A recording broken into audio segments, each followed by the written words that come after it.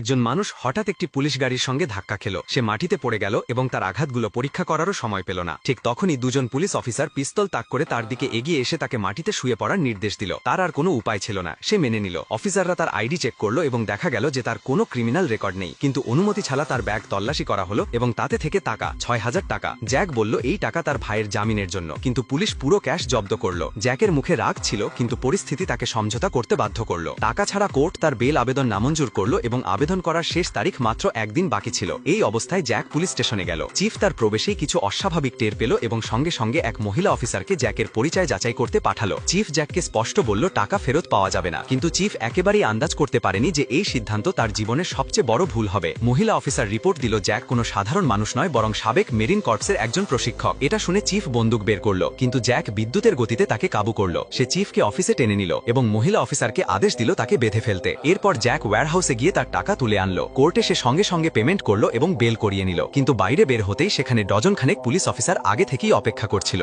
জ্যাককে গ্রেফতার করা হলো, কিন্তু আশ্চর্যের বিষয় শেরিফ তার বিরুদ্ধে কোনো ব্যবস্থা নিল না, বরং উল্টো তাকে কিছু টাকা দিয়ে বলল এই শহর ছেড়ে চলে যাও। জ্যাক কষ্ট করে বাড়ি ফিরল, কিন্তু তার আইনজীবী তাকে ধাক্কা দিল। তার ভাইয়ের মৃত্যু হয়েছে। জ্যাকের পূর্ণ বিশ্বাস হলো যে তার ভাইয়ের মৃত্যু পুলিশের ষড়যন্ত্র। এখন তার মনে কেবল একটাই আগুন জ্বলছে। পুলিশ স্টেশনের দিকে যেতে যেতে জ্যাকের গাড়ির সামনে একটি পুলিশ গাড়ি দাঁড়ালো। সে পিছনে তাকায়, সেখানেও পুলিশ গাড়ি তাকে ঘিরে ফেলেছে। পরিবেশে উত্তেজনা ছড়িয়ে পড়ল। পুলিশ গুলি চালালো, কিন্তু জ্যাক চোখের পলকে তাদের ব্যর্থ করল। সে তার গাড়ি দিয়ে স্টেশনের মেন গেট ভেঙে ভিতরে ঢুকে গেল। চিফ সার্ভেইলেন্স ক্যামেরা থেকে সব দেখলো এবং বন্দুক নিয়ে বের হলো, কিন্তু জ্যাক তাকেও শেষ করে দিল। ঠিক তখনই মহিলা অফিসারও বন্দুক নিয়ে ভিতরে ঢুকলো। জ্যাক তার হ্যান্ডগান কেড়ে নিল, কিন্তু তাকে আঘাত করল না, কারণ সে বিশ্বাস করত যে সে একজন সৎ অফিসার। জ্যাক চিফের বিরুদ্ধে সব প্রমাণ তার হাতে দিল এবং বলল সে যেন সত্যিটা প্রকাশ করে, কিন্তু বাইরে পুলিশ পুরো স্টেশন ঘিরে ফেলেছে। জ্যাক আত্মসমর্পণের অভিনয় করল যাতে পালানোর একটা সুযোগ পায়, কিন্তু ঠিক সেই মুহূর্তে মহিলা অফিসার সেই মেমোরি কার্ডটি যা জ্যাক তাকে দিয়েছিল মাটিতে ফেলে তার পায়ের নিচে পিষে দিল। জ্যাকের হৃদয় কেঁপে উঠল। হঠাৎ সে বুঝতে পারল খেলা পুরোপুরি বদলে গেছে।